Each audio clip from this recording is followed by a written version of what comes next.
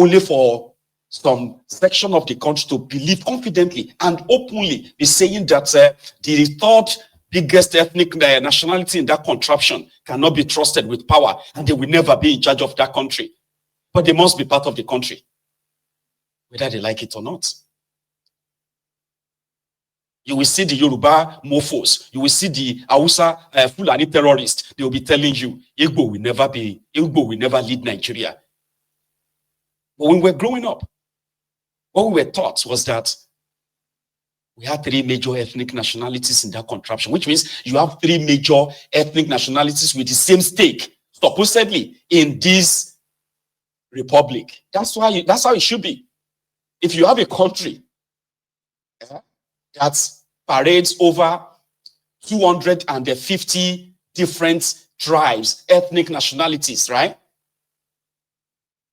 That simply means that they all have a stake. They must all have equal stake in this arrangement, Abi.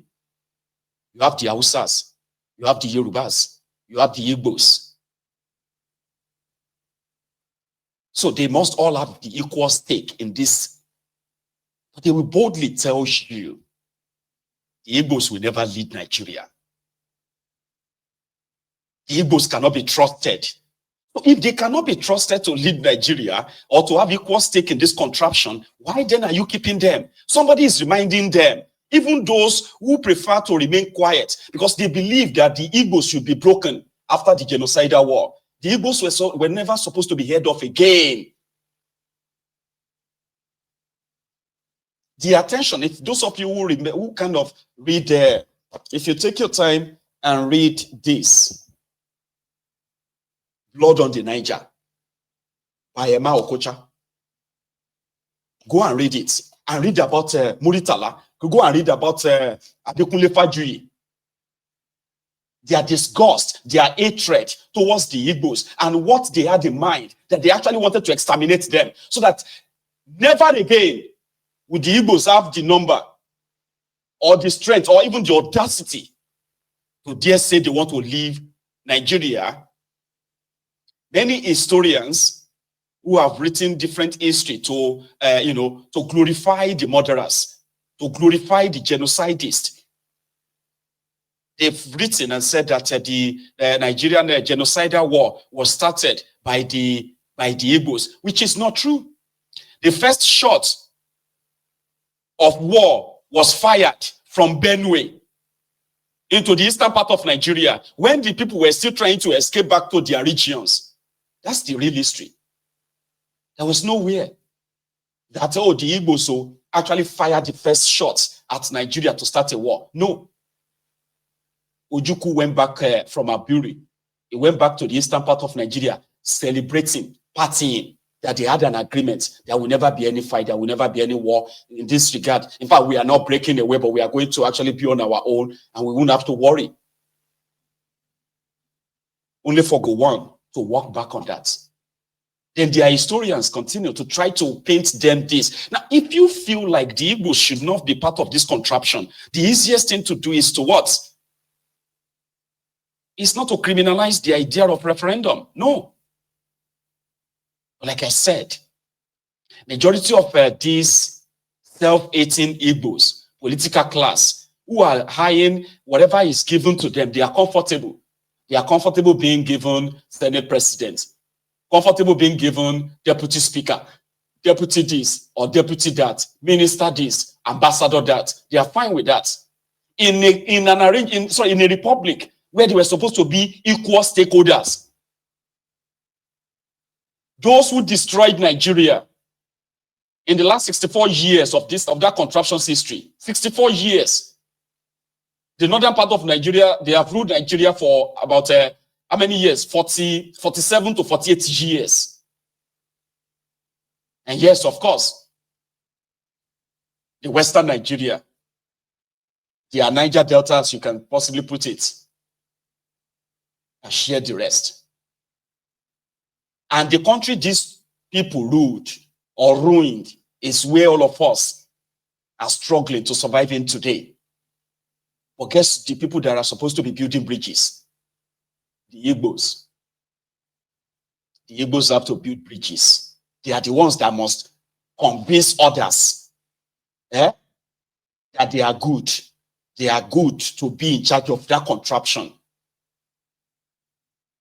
A murderous, genocidist, Fulani terrorist doesn't have to convince anybody. An earth-licking, duplicitous Yoruba criminal politician doesn't have to convince anybody. Since in their own minds, they have one common enemy, the Igbos. Keep them away from power, and we can keep it between ourselves. So they are raising generations of Igbos that will never possibly live like their own parents. They won't live like their own ancestors. So the point I'm trying to make here is this. I'm a Yoruba man, right?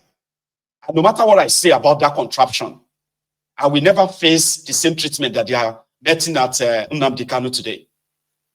No. I will never be treated like a second-class citizen in that place. Or you have a place that was supposed to be like, oh, we all have, all of us must have equal stake. We are all stakeholders here, so we must have equal stake. Nobody should be setting the rules for another. If you set any rule, that means you also must follow the same rules. So it is only the Igbos that must come and they must build bridges. They must come and convince Yorubas. They must convince the Northerners. They must convince this and that. What the heck? Why not just let them go? So every now and then, the truth which riled them up, the truth of Nnamdi Kanu, the fire-blazing truth of his, that even some of his own kinsmen, Igbos, are not comfortable with. Because some of them have settled for the second place. They are fine. They will tell you, I am okay. I'm a businessman. It doesn't concern me. That's what a foolish person will say. And take a look at that contraption today. Those who have no idea of building economy, they are the ones in government. And those of you who are running businesses, you are the victims of their policies today.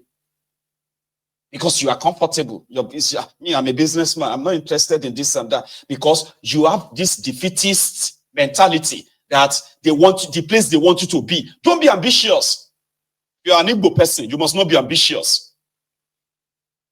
Nnamdi Kanu chose otherwise. That Igbo, you must be ambitious. It's either you are given your place in this contraption or you leave. And they don't want that. They don't want that. They said he's a troublemaker. A gentle Igbo, unambitious Igbo man is a typical Nigerian. That is what they want. Sit down there, he sits. Stand up, stand up. Yeah, take that money, go and spend it. Thank you very much. And he becomes so loud and lousy. Because to him, I'm an Igbo man. I have money. I'm okay. I'm this and that. I'm not ambitious. I don't have anything with politics. I'm not interested in all of this. I'm okay like this. And he doesn't know that one single policy of any lunatic can kick him out of business, destroy his entire life, take everything away from him. This is the offense of Nnamdi Kanu. This is why Nigeria spent over $2.4 million in lobbying the American lobbyists to help them lobby the American Congress in order to help them sort of proscribe the IPOB. They failed. Fulani terrorists are slaughtering people. They are the fourth deadliest terrorist group in the whole world. There is a record for that.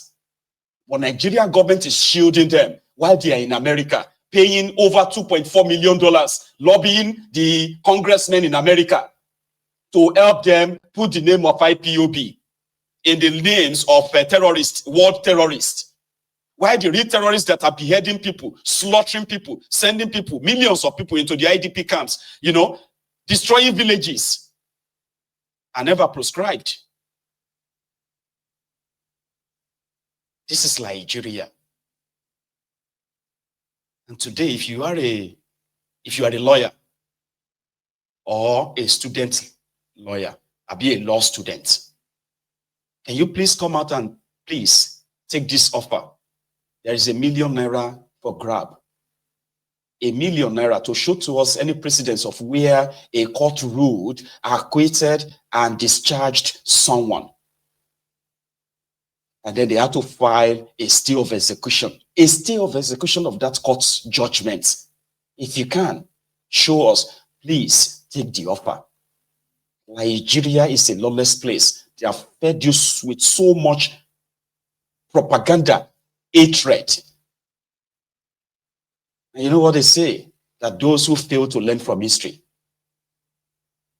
they are bound to repeat it. Nigeria is currently on edge right now. Nigeria is more divided than ever. The level of pronounced hatred that APC have kind of like planted in the system has never been seen before. The hatred towards one another. We have never seen anything like this before.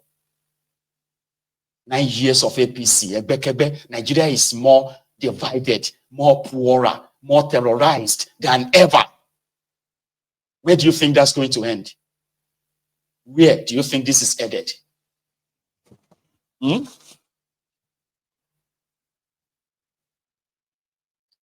may not have the right answer, but I just know that it's not going to end well. It won't.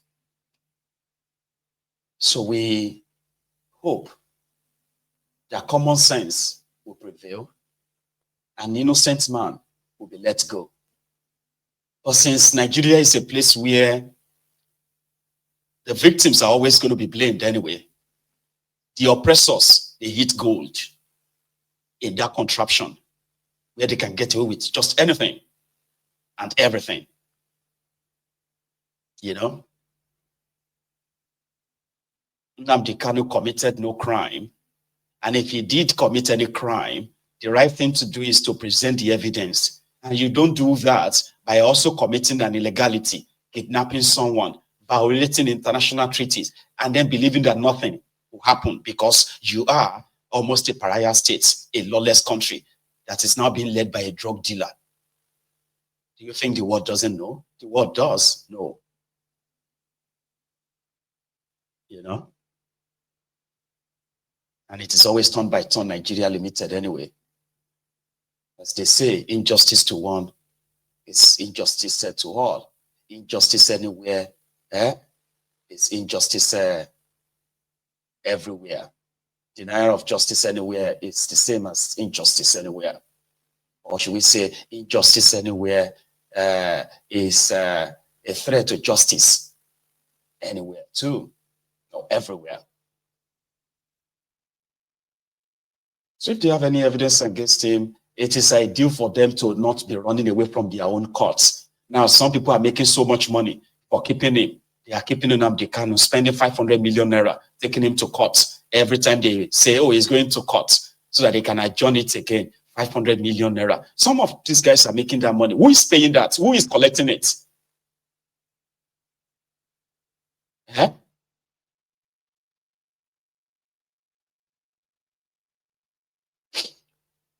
A young man was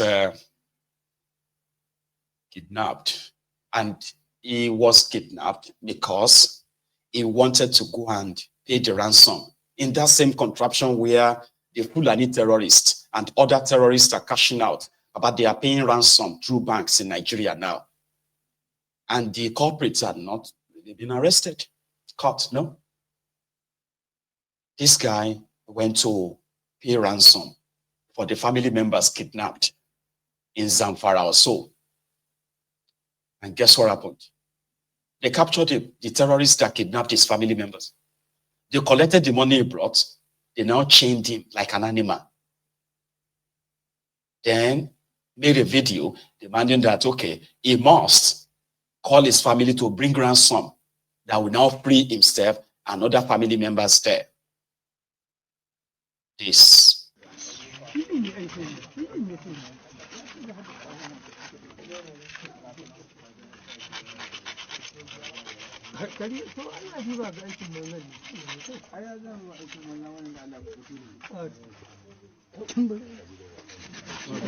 Daga ina?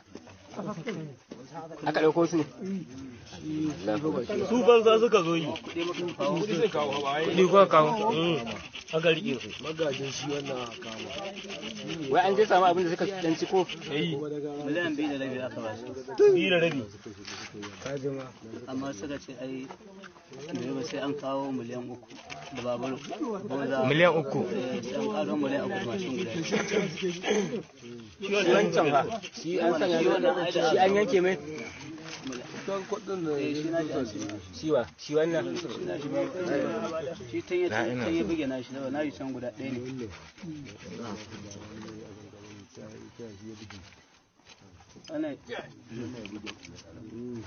a yau din ma kawai Allah ne ya rubuta za mu fito din saboda wuri suka canja mana yau din a yau din a yau aka canja mana wurin kuma a yau wanda ya canja mana wurin ya suka tafi suka bar guda ɗaya wannan dama tun can wurin da aka je sarwaƙin na shi a kafa aka sa masa sai ya ja saman nan shi wannan mai kai kuɗi ne tare kuke wa'antar suna kan kenan wanda aka ci kudin an sake su kuma aka dawo wannan kai kudi su ma na wannan wai da saura ai kaga da a ce lamba wai ta can gida ai yanzu ba ta ba ko na wanda yi wa nan ni na aishi lambe da yalo kana bari dai mu je duk ma inda yana ne ba sunan shi Babalo Abdullahi ba amma Babalo ake ce mishi wannan ta takardar nan ba dole da zai ku bayyana huta na gode Allah ka yi wahala la yayi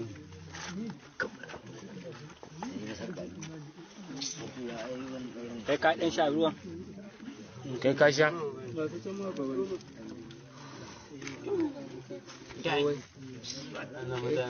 na ga masa na ci stoma da jin yan kukkun ruwan da ɗan zafi zafi kaji ko za mu in ba ga mota ba mu zan yi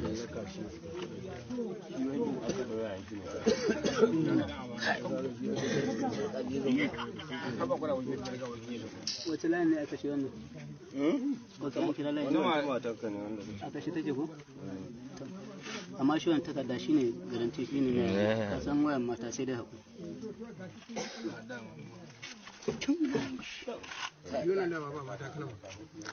ko ƙara jaraba yanka abin nan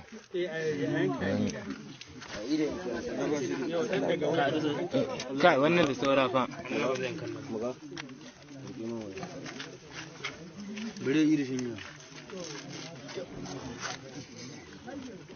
da sauran yanki wannan fa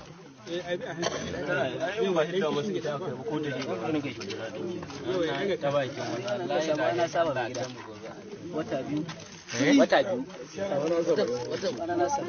kwanan ka 70 kwana mu 80 dari da uku gaba wani ga in ya ko balle wancan yana da kwana 12 muka kawo kudin a can cikin an jaddara kudin nan a dai kawai aka jarraba dan su ga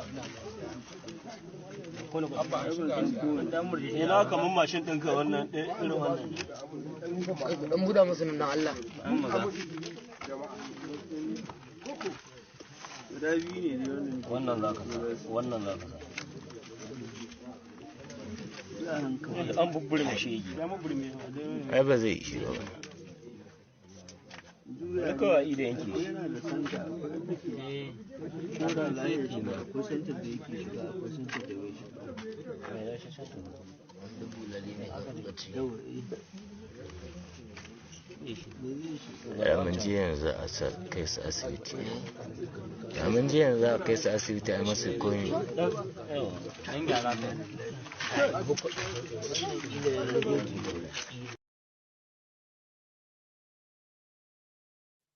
Just don't be a victim. And this, like I normally say, right? This is just one out of, let's say, 1,000 incidents that happens in that place every day to every week or every month. You only get to see it one video or two just to use as an illustration of what people are actually going through in that place. There is no security of lives and properties. There's none.